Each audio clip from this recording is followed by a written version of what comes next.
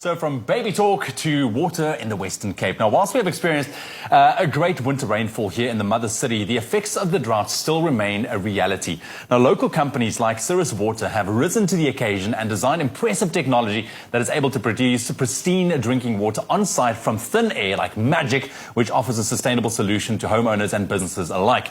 Now, this morning, Keenan Lawrence from Cirrus Water joins us, as well as Xavier from Cape Nature, the Conservation Authority, conserving biodiversity and looking after the provincial nature reserves in the Western Cape. Gentlemen, thank you very much for joining us this morning. I think we can all smile at this stage a little bit. At least it's a bit of a relief. That's right. Well, Keenan, you know what? Earlier this month, the Western Cape, our water restrictions were relaxed from level 6B to now level 5. We're at the end of our raining season. Yes, our dams are on average of 75% full, but the heat is coming. The tourist is going to increase. Are our current dam levels and the implementations we have, is it enough for the summer season? Should we still be investing in water-saving solutions? So, just firstly, happy birthday to Expresso. Happy 8th birthday. And thanks for having us on the show. Yes, so the answer is yes. If we look at the current dam levels, the average levels is sitting at 75%. However, the main feeding dam to the city of Cape Town is the Theewaterskloof Dam, which is sitting at 57%. Of that, probably 10% of it is not as easily treatable. So you're looking at less than 50%. With the influx of tourists expected, the rainfall season, as you mentioned, is now over.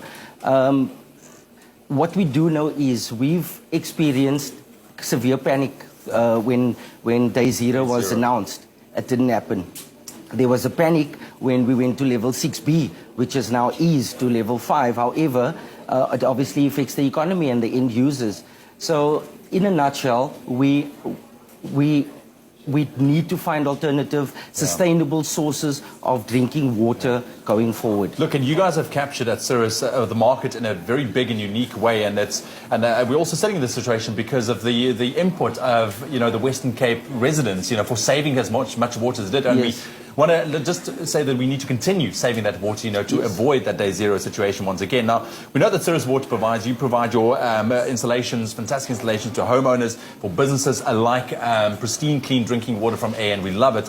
But what about the more water-stressed, like rural areas, farmers, livestock? I mean, what can they expect? I mean, what's in the pipeline there? Okay, so recently we've looked at our business and we've realized that we need to offer total water solutions as total water packages, and not just from a clean drinking water point of view, but in terms of solar energy for rural areas and remote areas, which is why we have Xavier from Cape Nature at Roshapan, which we've done an amazing installation over the last few weeks, but he can talk more about it. Another important venture we're going into is with a company called Turf, and the owner is Chris Newcomb Bond, and they offer, as a business partner to us, a hydroponic type solution for the rural areas, specifically for your feeds and so on, for your animals in the rural areas that are short of water.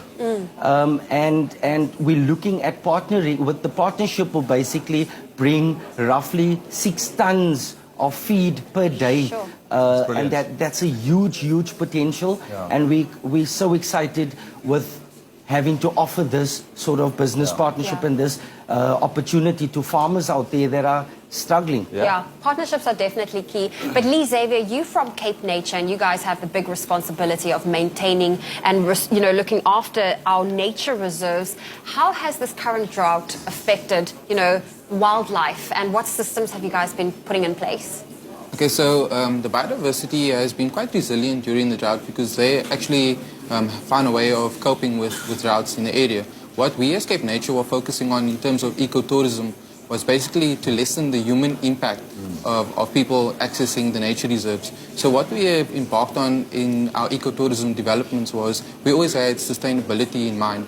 So whenever we develop new products, we always look at how we can make the building more energy efficient and water efficient. So therefore we undertook a lot of water saving mechanisms, and we embarked on rain catchment or water saving in terms of harvesting rain, and then as well as now partnering with Cirrus in terms of harvesting water from air.